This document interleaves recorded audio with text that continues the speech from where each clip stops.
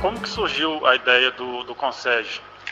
Quando começa uma discussão de governo eletrônico para se fazer uma mudança cultural, de que nós deveríamos pensar o governo eletrônico não mais pelo ponto de vista do Estado, e sim pelo ponto de vista do cidadão, do indivíduo, quer dizer, ter a visão do indivíduo para dentro do Estado, e a gente se choca internamente com projetos que são projetos que vêm cada um pelo ponto de vista do demandante interno do governo.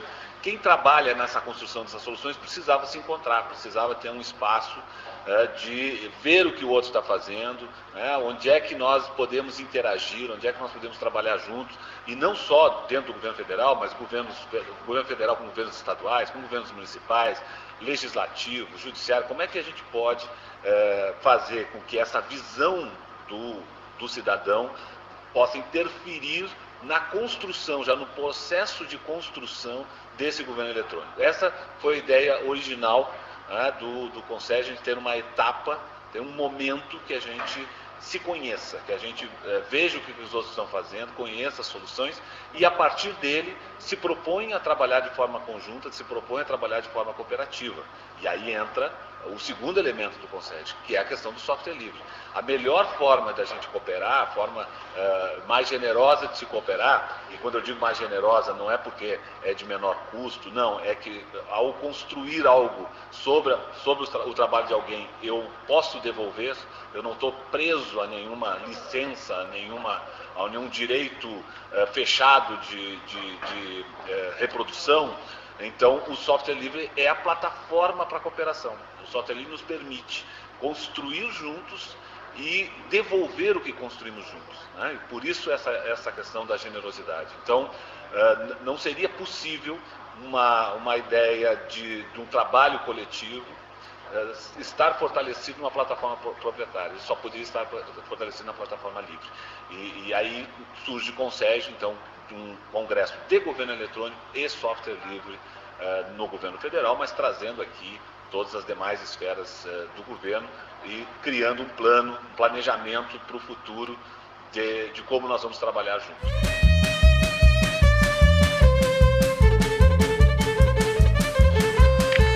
E como que tem sido a evolução do Consege desde a primeira edição até os dias de hoje?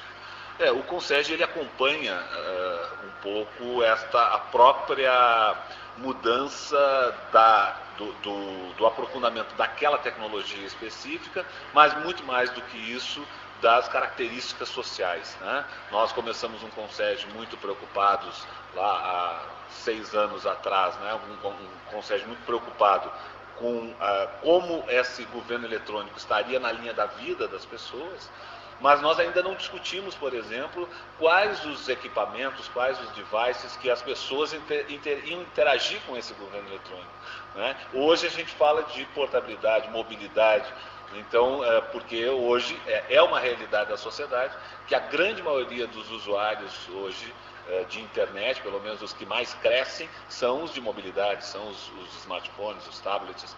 Então, necessariamente vai se adaptando a essas características de tecnologias, mas fundamentalmente de uma mudança social. A mobilidade é uma realidade. Então, nós estamos falando aqui de portabilidade, nós estamos falando dos diferentes equipamentos de acesso à internet, nós estamos falando das tecnologias de nuvem, né, porque isso se consolidou como uma necessidade social.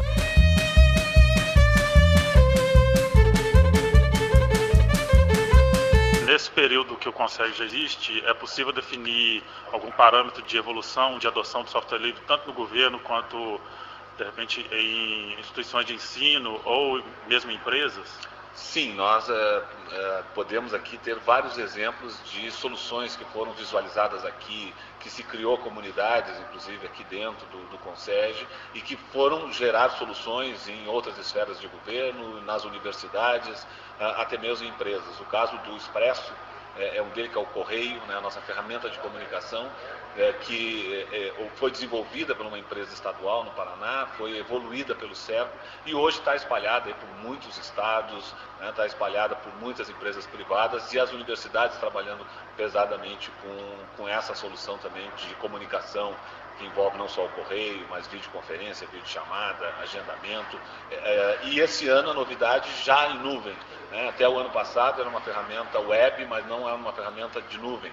Agora, com foco na mobilidade, uma ferramenta de nuvem. As ferramentas, inclusive, de redes sociais, as ferramentas que apoiam as redes sociais, né, ou chamadas mídias sociais, que foram construídas no Brasil, inclusive uma ferramenta que é o Nosfero, construído na Bahia, né, hoje é uma das ferramentas mais poderosas de mídias sociais para apoio às redes sociais, o que permite que governos, empresas, controlem tecnologicamente e evidentemente com uma preocupação de segurança, a sua interação dentro das redes. É claro que isso nós não estamos de maneira nenhuma dizendo que não vamos estar nos relacionando com essas outras mídias como o Twitter, Facebook, porque se nós queremos nos relacionar e as pessoas estão lá, nós temos que chegar lá, mas a plataforma do governo não pode ser uma plataforma controlada por essas organizações e ainda com todo um problema de segurança que se apresenta no mundo de forma mais recente, apesar de todo mundo falar disso há bastante tempo. Né?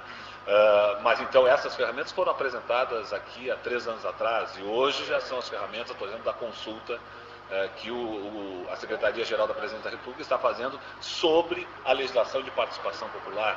Então já existem várias experiências aí de coisas que foram mostradas aqui que viraram referência. O Demoiselle, que é a nossa ferramenta de desenvolvimento, hoje várias universidades no Paraná, na Bahia, no Pará, se utilizam da ferramenta na formação, inclusive, de seus alunos, na hora de produzir soluções no mundo Java. Né? Uma ferramenta desenvolvida originalmente pelo CEPO, mas hoje já com mais de 80 empresas privadas, 15 empresas públicas que se utilizam dessa ferramenta para geração de código. Então, são inúmeras as soluções que são apresentadas aqui, né, e que depois se transformam em ferramentas que vão resolver questões na vida e se constituem comunidades em torno dela, que é a melhor característica do mundo do software livre.